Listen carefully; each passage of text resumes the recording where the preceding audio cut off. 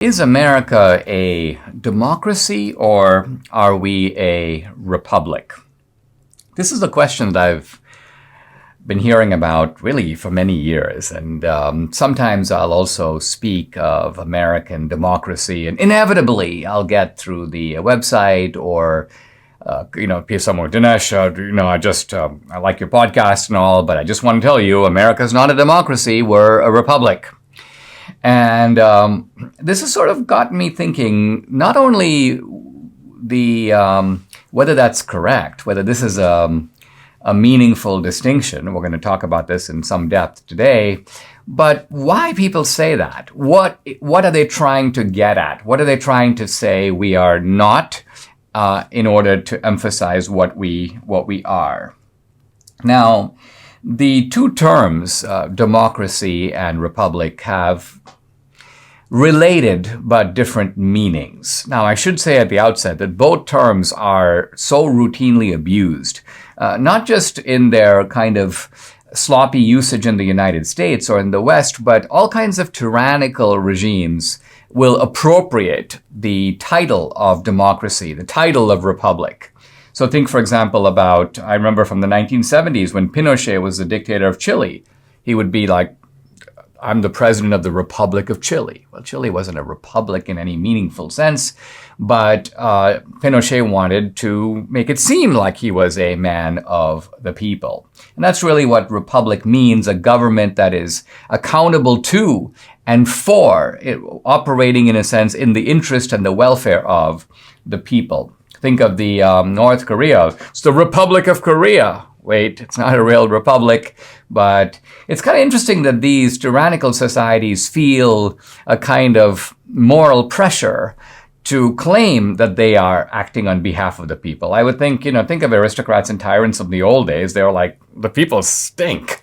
We don't care about the people. The people are idiots. So they didn't find it important. Think of the tyrants and the monarchs who claimed a mantle from God. Well, God has put me here. What do I care about the roughneck people? I'm here to subjugate them. They deserve to be subjugated. But not today. Today, even tyrannical regimes. In the Soviet Union, in the Soviet Empire, you had the German Democratic Republic. Not a democracy in any meaningful sense. No accountability to the people. Taking orders straight from Moscow, run by a tyrant. But nevertheless, the GDR. And so this is the abuse of these terms. But now let's come to their actual use and their actual meaning. As I'm actually giving a list of these tyrannies, I'm also thinking of the very peculiar democracy that we have right now in Iran.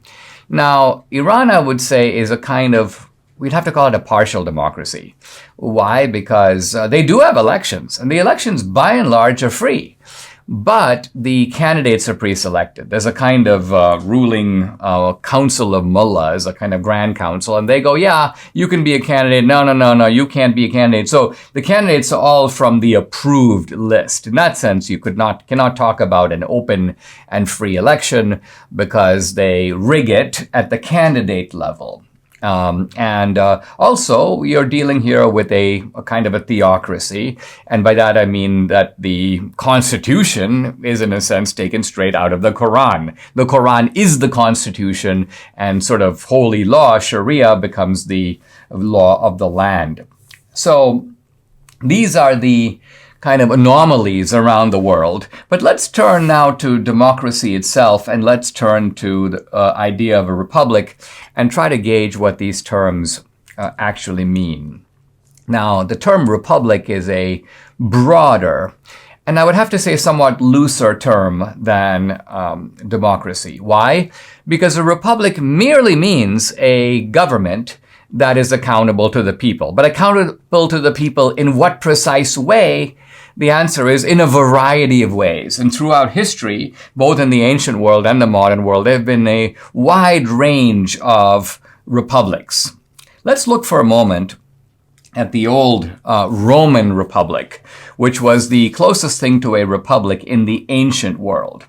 Now, what the Roman Republic was installed when the Romans pushed out the Tarquin kings. These are foreign kings who came from outside of Rome. And by expelling the Tarquins, the Romans established a republic. But what did it mean to have a republic? Did it mean that they would have, let's say, elections? Were the Roman senators in the days of Cicero, were they chosen by the people? No. The Senate was largely hereditary. The Senate was based upon ancient and noble families. In many cases, they were military families that came into the Senate as a result of having demonstrated valor on the battlefield. In any case, the Senate was its own power, separate from the people. And in fact, sometimes it was the case that the emperor, the Roman emperor, whether it be Julius Caesar or later, of course, Augustus Caesar. In Julius Caesar's time, Caesar made himself the ally of the people against the Senate. So the Senate couldn't say to Caesar, hey, we represent the people, because Caesar would say the people are actually on my side.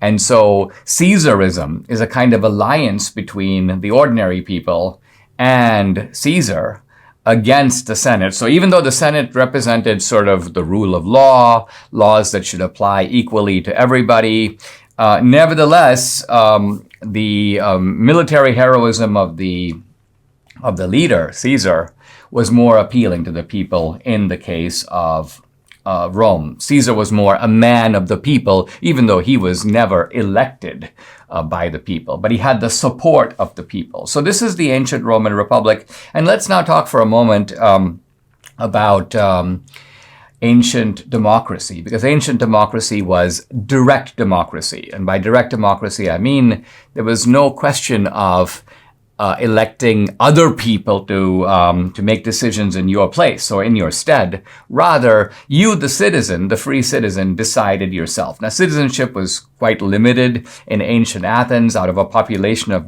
40 or 45,000, about 12,000 citizens. 12,000 people could vote. You had to be male. You had to be a property owner. So there were all these conditions. And this was a time when Athens had slavery. Slaves obviously couldn't vote. Women couldn't vote. And so the franchise was limited. But nevertheless, when they had to make a decision, the idea was, hey, listen, we're going to put out the word. Everybody show up in the public square. It was called the Agora. We'll then present a question. We will debate it. Think about it. No microphones, but orators stand up and speak, make arguments on both sides. You make a decision. And then you decide if Athens is going to go to war with Sparta. You decide if you're going to have higher taxes. These decisions are made directly by the people themselves. And in the ancient world, that was what was known as democracy.